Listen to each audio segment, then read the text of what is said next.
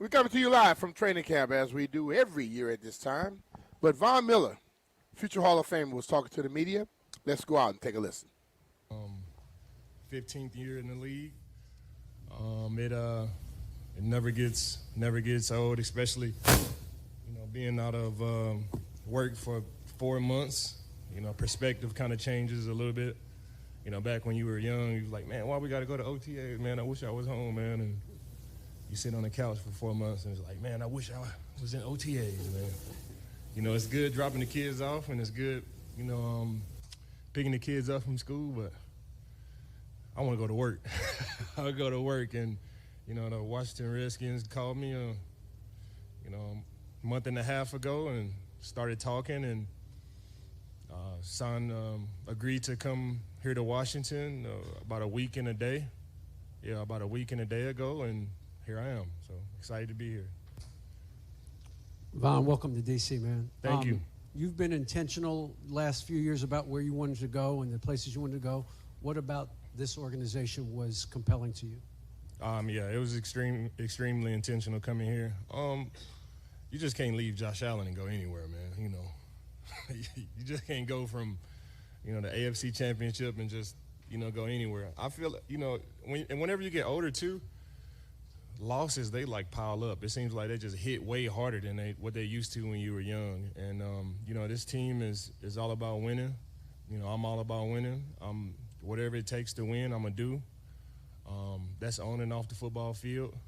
It's nothing like winning. It's nothing like the locker room. It's nothing like, coming in here and talking to you guys after a win. It's all good after a win. So that's why I'm here, is to win. And, understand that, the goal is to win them all, but in reality, we're going to have some struggles and going to have some adversity. That's all good too, because, sometimes, well, most of the time, adversity reveals character, and it's all good medicine at the end of the day, and it'll all just feed back into the main goal, and that's to win. So this team is all about winning. I'm all about winning, and it was a good marriage. What did you hear from AP and Dan specifically about how they plan to use you and what they want you to do? Yeah, they're going to let me rush. They're going to let me rush. That's what I do. I can still roll out the bed, at 36 years old with my house shoes on and still rush the passer. There's other stuff that I got to work at to get better at, of course.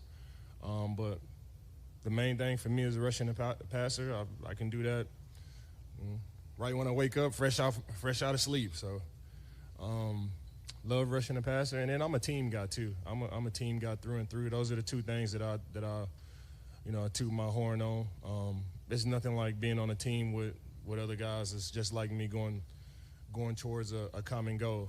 I've been on a football team since I was in the 5th grade. So now we talking about, 25 years, something like that, playing football. So I just know the dynamics of a locker room. I lead with love, and then you can start to demand and, kind of mold and talk to players and tell them what you see. But I lead with love. With the coaching staff too. I love the dynamics of a football team, from, the front office to the coaches, the strength and conditioning staff, the athletic training staff, analytics. Football is my life. I love everything about it. So having a new opportunity to come here and experience a whole nother football organization is pretty cool to me. And I accepted it. I try not to get caught in comparisons. I try not to compare teams to Denver or Buffalo or LA. This team is special in its own ways, and all 4 of those teams are special in their own ways, and I just try to embrace it and just take it all in. And so far, it's been good. I like it here. The food is amazing. The food is definitely amazing. Right when I got here, I was just driving by stuff, and my mouth was watering. I was like, dang, what's going on? You got Korean barbecue and steak houses, and they got everything. So that might be my biggest challenge while I'm here. Is just trying to stay away from all the food. Food was good in Buffalo, but options are just a little bit different up there. Here they got a little bit of everything, and I like it. Von, welcome. If you like Korean, Annandale is the place to go. Yeah. Cool. Why did you and it seems like a lot of other veteran players want to come here to play for Dan Quinn? It's crazy. I had felt like I've known Dan Quinn for so long, and I had met him for the first time about 2 months ago when I came here for a visit. It just all the players that I had played for, all the players that I had played with that I had played for him, they just talked about him in a way that I felt like I knew him too. And all the coaches that had coached me, that had coached underneath him, they talked about him in a certain way where I felt like, he had coached me before. So when I came here, it was weird because I felt like I hadn't known him before, but met him before, but I really haven't. So he's a player's coach. All the rumors about him are true. He's a great coach. He's a great man. I'm excited to play for him. AP is great too. I had met AP in Denver. He was part of the front office staff in Denver, but I had sat down and met with AP at the Combine. I think it was 3 years ago. I was shadowing Brandon Bean, just trying to get the lay of the land on, what it takes to become a general manager in this league, a front office exec. And I sat down with AP and we talked about all type of stuff. This was when he was still in San Francisco, and then boom, a couple of years later he was here. So it was just a great, merger all the way around. Coming here and playing for these guys, and of course they got Jaden Daniels. He's one of the best quarterbacks in the league already. Defense is really, really good too. So it was just, everything just added up for me to be able to come in here and do what I do.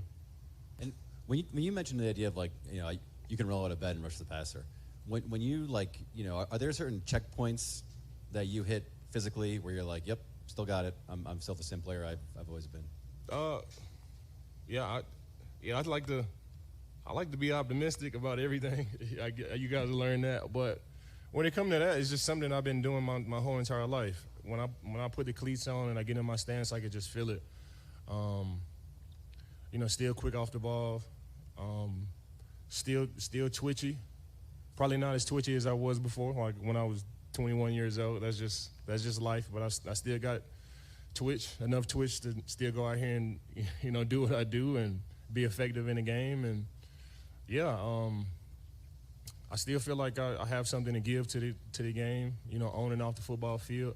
See, the trick is you don't want to get kicked out the league, but you don't want to leave too early either, though. So I'm still in between that sweet spot, and I'm doing everything in my power to stay there. This is all I ever wanted to do my whole entire life is play football. So all those times where you get on your knees and pray, like I hope I can get a scholarship to play football in college, and then you get to college, and then you pray before games, please let me play well so I can make it to the NFL. Then you make it to the NFL, and you're praying for championships and wins. And I still have that gift that God has given me, and I just don't want to give it away. But at the same time, you don't want to get kicked out, and you don't want to leave too early. So I'm in that sweet spot, and I'm gonna try to stay here as long as I can. Hi. Howdy. How are you? Long time no see. Likewise. Bobby Wagner yesterday was talking a bit about the mental side of the game, and as he's gotten older, he's gotten obviously even better just from experience. How have you evolved just on the mental side that has helped you? I think, repetition is the father of learning. You just see so many different things, and it's only, football is only played in so many different ways. So once you experience, so many different defenses, you play so many different offenses, go against so many different, offensive linemen and schemes, you just start to learn, and you're just able to pick up on it, a little bit faster. And, defense it's only so many different ways that you can play defense. And it's all just, it all end up being the same thing. It's just different terminology. So the trick is just to learn the terminology so you can learn defense and learn how you fit. But the mental side for me is where I tend to spend most of my time. I'm still sharp up there, still haven't lost any, fast twitch or get off up there. And, I like to spend, a lot of time mentally, and especially with my mentality and mindset. Mindset is everything. I come to work, I'm ready to learn. I still feel like a rookie when I'm in there learning the guys. Like, it definitely feels like I'm a rookie again, going through new defenses. And, new players and new coaches, but I just embrace it. And, it's a gift to be here. And, I love to stay sharp mentally and just learn new defenses, and we got a good one here. Today I'm working with Ryan Kerrigan, one of your draft classmates. What was that experience like? I had met with Ryan when I came here on my visit, and it was weird. Me and Kerrigan, we trained together coming out for the combine. As you guys remember, the local press here, he was huge. Like he was jacked. He probably got 6 more reps out of me just training with Ryan. He got 6 more reps out of the bench press with me, just training, being beside him. Like, he was so strong. Then you see him now, he's like, hey, who was this guy?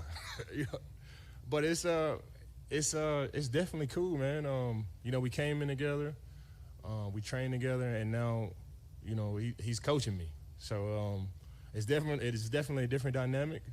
I still, yes, sir, coach. How's it going, coach? But we the same age, so it's all good, man. I got all the respect in the world for RK, man, and I'm excited to continue to work with him.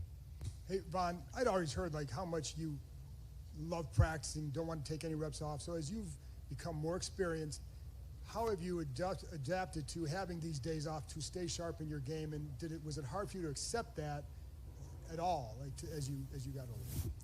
I don't know. That information might not be true. Playboy told me that. I love a vet day. Okay. I love a vet day. Jeff, that's my guy. Back in Denver, yes, of course. But that was years ago. But as you get older, you got to be based in reality too, and you can't just wear yourself down out there. I try to push my ego and my pride to the side and just get away from comparisons and just run my own race. And back in the day, you want to just compete, but having a vet day is always good too, and to be able to rest and recover so you can be at your best while you're out there is amazing too. So, yeah, Jeff, that was true, but it's a little bit dated. But I love a good vet day though, for sure. So what also what impact do you think you can have on others around you still at this point? I think it's just based on the defensive side of the ball. Not only the defensive side of the ball, I played with some great quarterbacks too. I've been on some great teams. And I wouldn't say that I just got a magic formula. I've been on some great teams, played with some great quarterbacks, been around some great coaches. So I'm just able to pay all the information that I've learned from all of those guys forward. Whether that's Peyton Manning, Matthew Stafford, Josh Allen, and now Jaden Daniels, or playing on a 2015 Denver Broncos defense or Los Angeles Rams defense or the great defenses that we played in Buffalo. It's just all information that I've been able to learn and experience that I'm just paying forward now. Been around a lot of great pass rushers from Aaron Donald, DeMarcus Ware, Elvis Dumerville, and they're all different and unique in their own different ways. So I'm able to just take whatever I saw from those guys and pay it forward to the young guys especially. I love being around the young guys. That's one of the things that really selfishly that it makes me feel good to be able to tell somebody some information that they wouldn't normally would have had before. And things that I tell them, I don't tell them what I was doing. I tell them what I should have been doing. And that could be, just different dynamics on the football field or rushing or just, coming to work, just your daily process at work. So I still love working with the young guys. And that's something that I'll be able to offer to this team. Dan Gwynn talked about studying your film, but then also really watching you yesterday, how you still have that quick twitch explosion off the line. How much of that is God-given? How much of it is learned? And then how do you maintain that? I think it's a little bit of both. I thank you. I appreciate it. God is so good. He blessed me with this gift. It's still there. I'm still doing the same thing that I've been doing, my whole entire career, and it's still there. Is it as fast as it used to be? Probably not, but it's still effective. And, all the biohacking stuff and cold tub, and I pretty much do everything in the training room to try to stay healthy. So, I just try to stay on top of my game so I can play as long as possible. Story behind 24? 58 was taken, and then 40 was taken too. I didn't want to be that guy to come in here and, it's not that serious. I just want to win games. I'll put on whatever number you want me to. Not whatever number, but, it's some numbers that I wouldn't put on. But I just, 24 it just spoke to me. I've only worn 4 numbers my whole entire career, from Little League all the way up until now. And I wore 58 only in Denver. I wore 40 in LA and 40 in Buffalo. I wore 5 in junior high school, but obviously 5 is taken here. And I wore 24 for one game in college. I had one of my high school alumni. He had got injured. He was paralyzed from the neck down. His name was Corey Borner, and me and my teammate Cyrus Gray in Texas A&M, we both wore 24. That was his number that he wore in high school. So we both wore 24 for one game. And, those are the only numbers I ever wore. And then Champ Bailey, he was here too, and he wore number 24 as well. So that number just spoke to me in so many different ways. And you can't forget the greatest 24 of them all, Kobe Bryant, a huge Kobe Bryant fan. So that number just spoke to me in so many different ways. And, I just decided to wear it. Yvonne, you said you enjoy playing with the younger guys. What about playing with an older guy who's also a big Kobe Bryant fan in Bobby Wagner? Yeah. So, I've been knowing Bobby for a long time.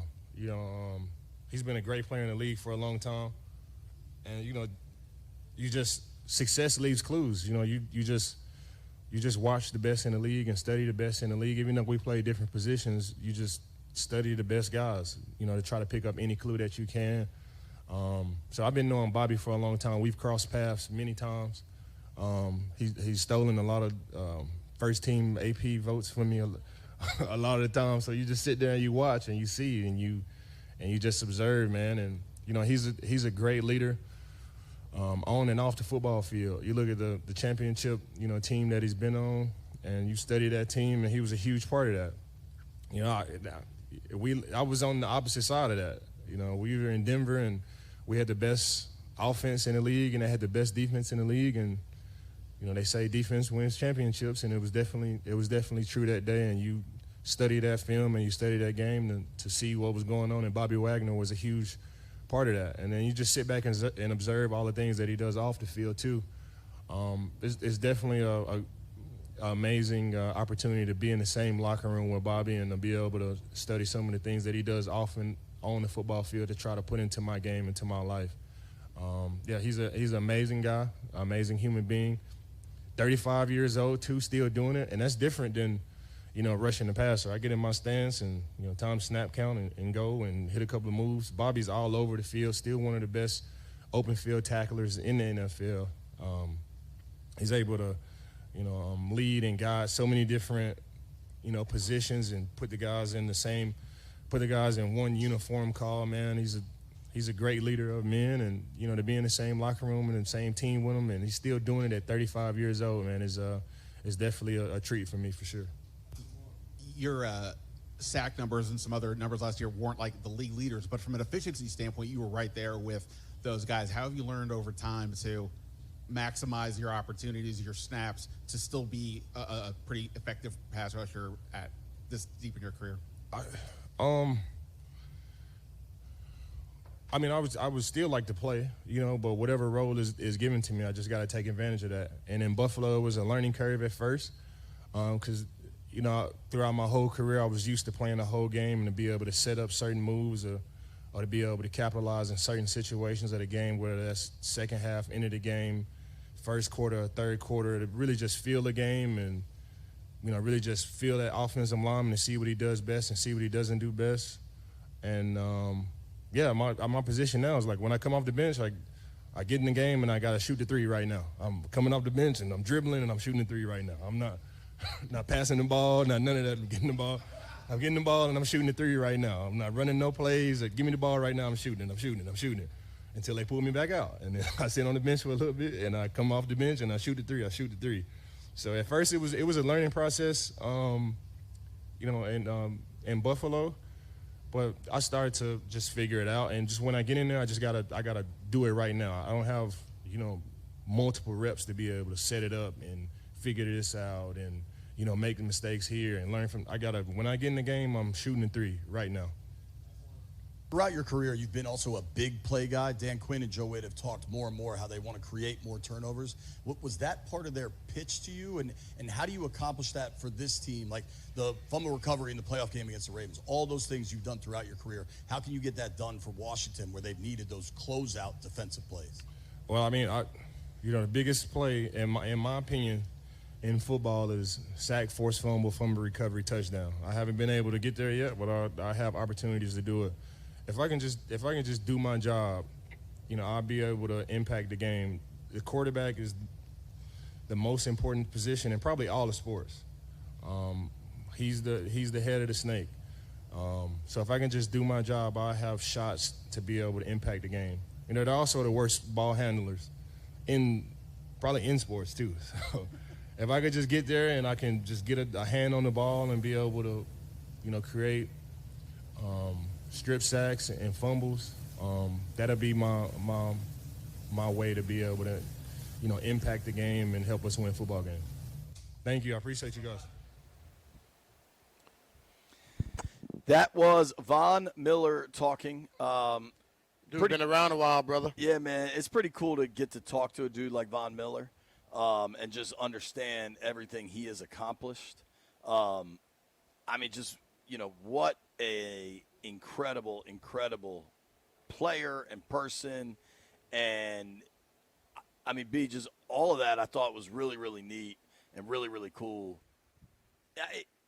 For me, I've kind of built at least my professional life around football. Obviously not able to play it on any level, but I do appreciate it on a level that I think people can understand.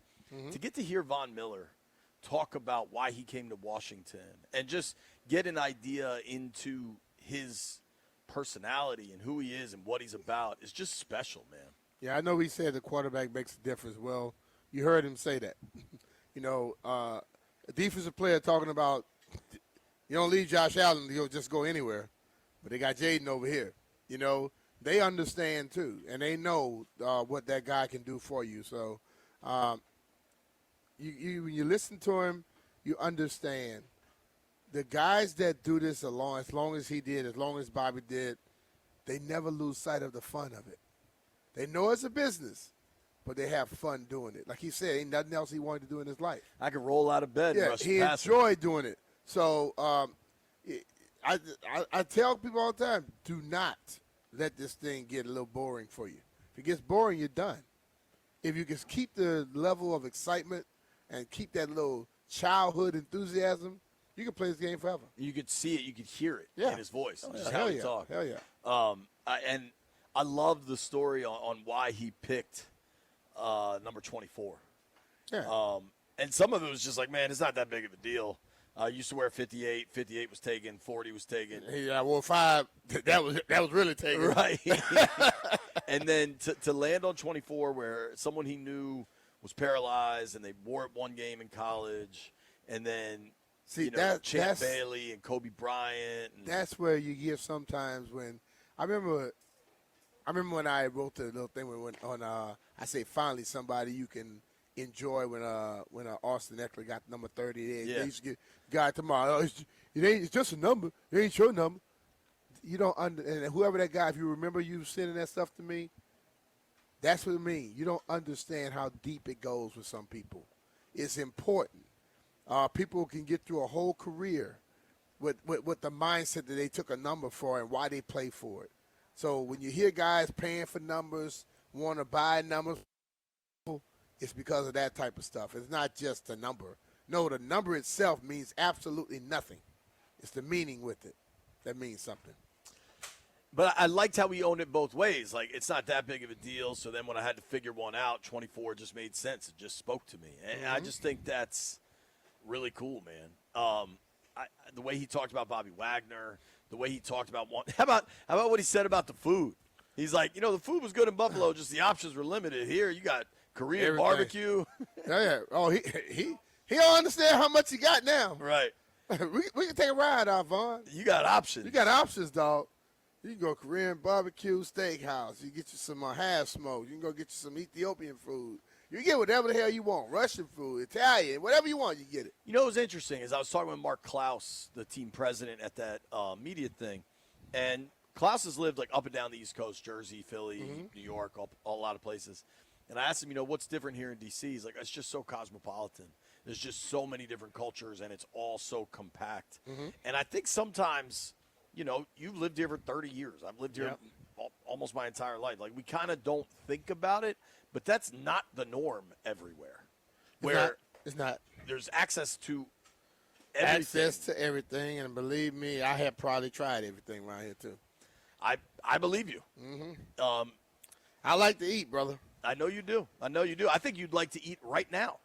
Yeah. Jeff, what's up? Oh, just got content to make, B. Nah, he just doesn't have a computer. All we need to do is run to the Chick-fil-A or something and come on back. It's not a complicated. You don't have a car here?